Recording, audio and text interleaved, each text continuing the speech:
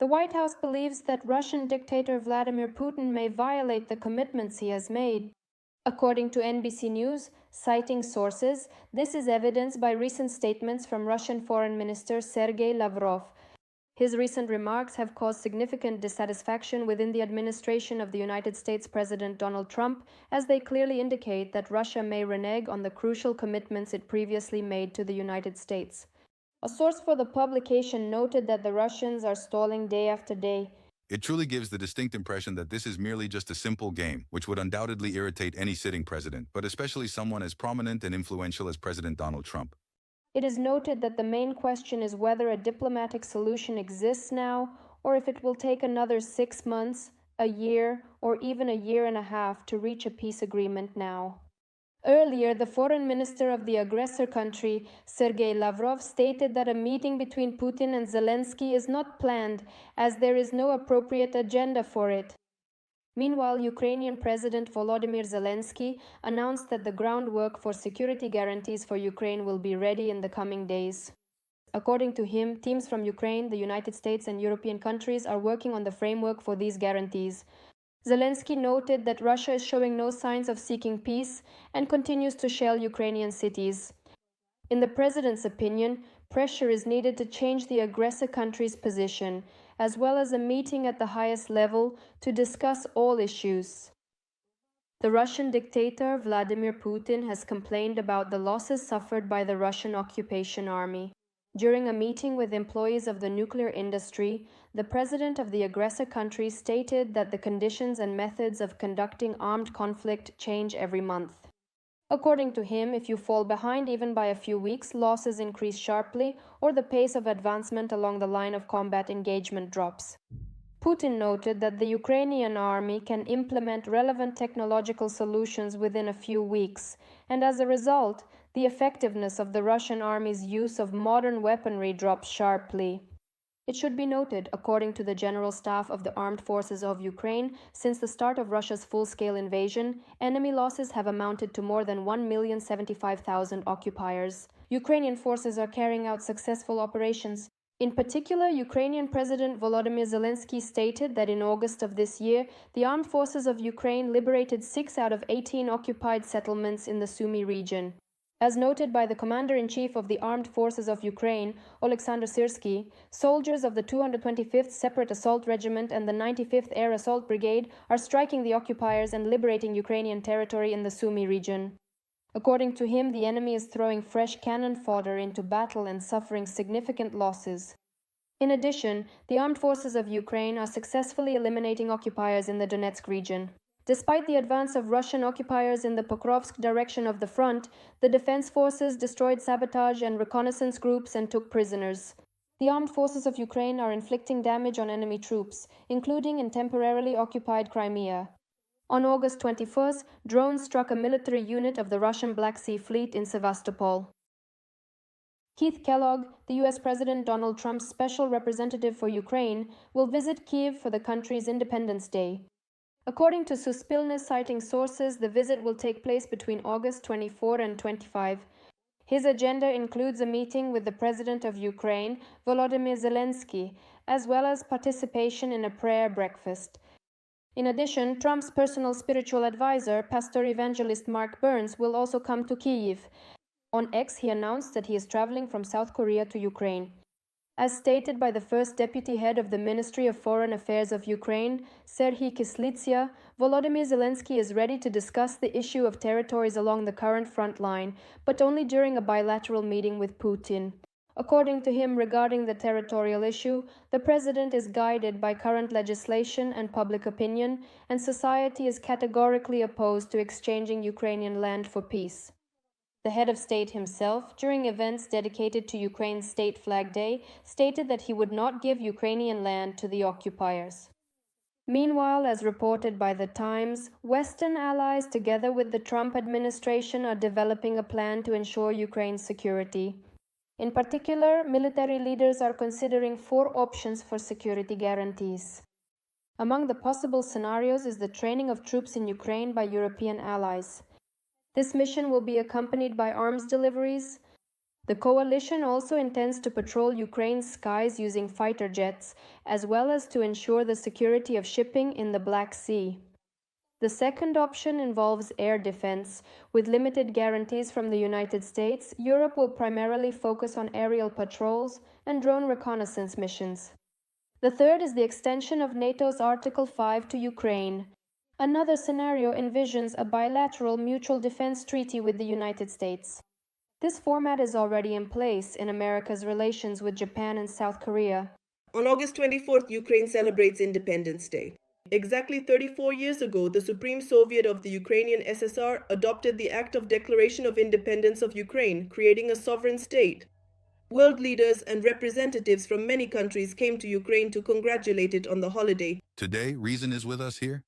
Today with us here are Canadian Prime Minister Mark Carney, Special Representative of Trump General Keith Kellogg, the Defense Ministers of Sweden, Denmark, Romania, Lithuania, Latvia, Canada, and the British Minister for Veterans Affairs. The American people, President Donald Trump and Secretary of State Marco Rubio, congratulated Ukraine on Independence Day, expressing hope for future sovereignty. Trump emphasized the need to end the war through negotiations, while Rubio expressed hope for continued partnership in the fields of economy and security. President of the European Commission, Ursula von der Leyen, in her congratulatory message, emphasized the EU will stand with Ukraine for as long as it takes. Ukraine was also congratulated on Independence Day by UK Prime Minister Keir Starmer, German Chancellor Friedrich Merz, and Finnish President Alexander Stubb. We will continue to steadfastly support Ukraine for as long as it truly takes.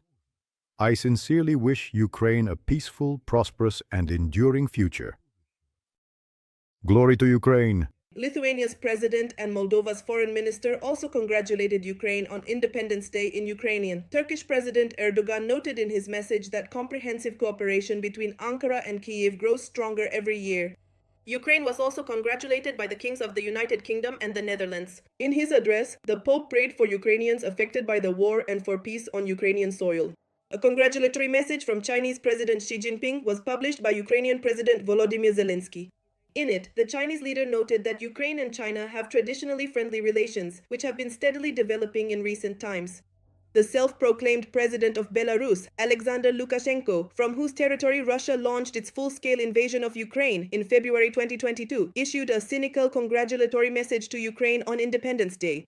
In his message, Lukashenko stated that it is the destiny of the Belarusian and Ukrainian peoples to live side by side in peace and harmony. In addition, Lukashenko cynically wished Ukraine peaceful skies, solidarity, and truly independent development.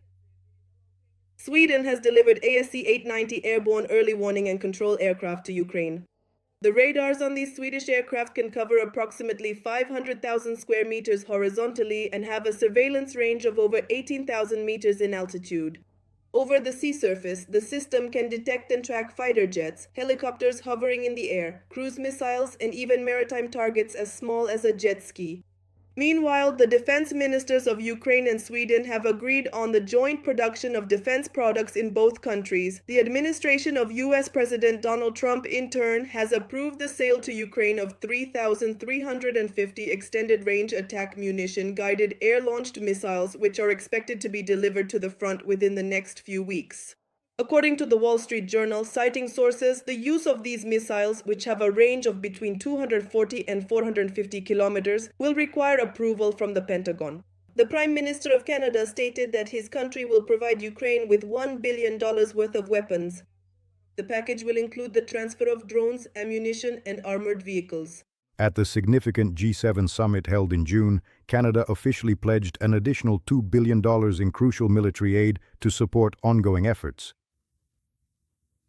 Today, I am incredibly proud to formally announce that more than $1 billion of this substantial amount will be specifically allocated to significantly strengthening your vital arsenal by supplying essential drones, crucial ammunition, and robust armored vehicles, all of which will arrive as early as next month. The Canadian Prime Minister also announced that the countries will provide tens of millions for emergency aid, the construction of bomb shelters, as well as for countering cyber attacks. As a co-chair of the International Coalition for the Return of Ukrainian Children, Canada will significantly strengthen its cooperation with Ukraine, its European partners, and the United States to ensure the immediate and unconditional return of all these children. In addition, it has become known that Norway and Germany will pay for 2 Patriot systems with missiles for Ukraine. China has announced its readiness to send troops to Ukraine as part of a peacekeeping mission. European diplomats have reported this to the Welt am Sonntag channel, citing reliable sources within the Chinese government. It is specifically noted that Beijing will indeed take such a step if the peacekeeping forces are deployed on the basis of a formal United Nations mandate. At the same time, China's initiative has elicited a mixed reaction among European diplomats. It is noted that Beijing's participation in the peacekeeping mission could accelerate the deployment of international forces to monitor the peace process. At the same time, some EU officials fear that China may want to spy in Ukraine and, in the event of a conflict, take a pro-Russian stance. As is known, China maintains neutrality regarding the full-scale war waged by the aggressor country Russia against Ukraine and continues to foster friendly relations with Moscow. On August 31st of this year, the Russian dictator Vladimir Putin is planning to visit China. This was previously stated by Yuri Ushakov, the Kremlin ruler's aide on international affairs. The Russian and Chinese leaders will meet in China during the Shanghai Cooperation Organization summit and will also hold bilateral talks. It is worth noting that European officials are discussing a plan to send British and French troops to Ukraine as part of a peace agreement. At the same time, about 10 European countries have declared their readiness to send their troops to Ukraine.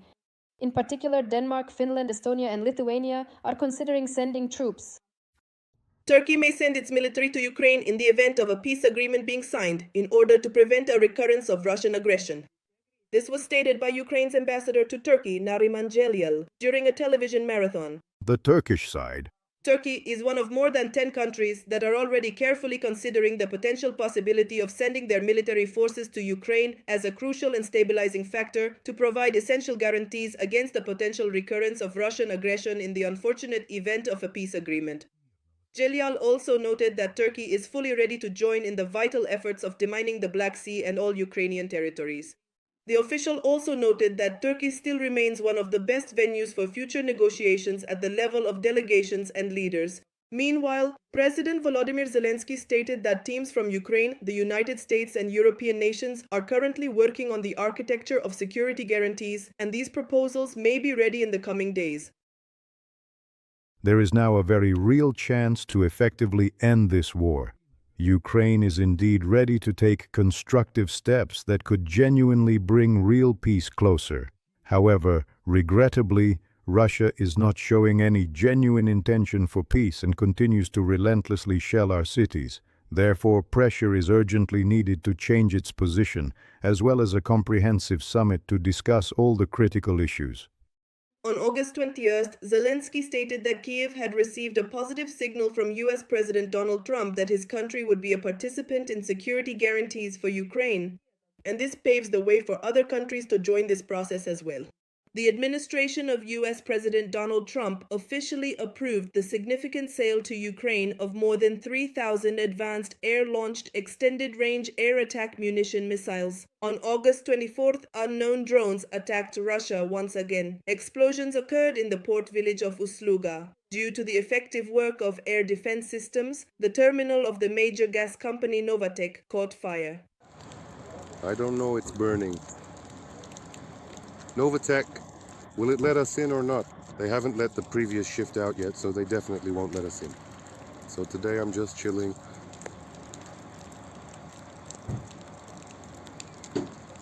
The export port of Usluga is the largest seaport in Russia on the Baltic, through which oil, gas, coal, fertilizers, and grain are exported.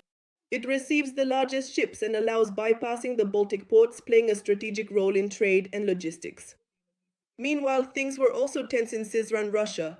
Eyewitnesses reported hearing more than 20 explosions in the city. It was also reported that the Syzran oil refinery was under attack, which is one of the key enterprises of the Russian Federation in the war against Ukraine. It was also loud in Moscow and St. Petersburg. The airline Rossiya was forced to adjust its flight schedule due to restrictions on the arrival and departure of aircraft at airports in central Russia and St. Petersburg. Meanwhile, the Ukrainian armed forces established control over the village of zelenskyy in the Donetsk region. Ukrainian defenders also pushed back Russian occupiers near the village of Andriivka in the Sumy region. This was reported by the Deep State Project.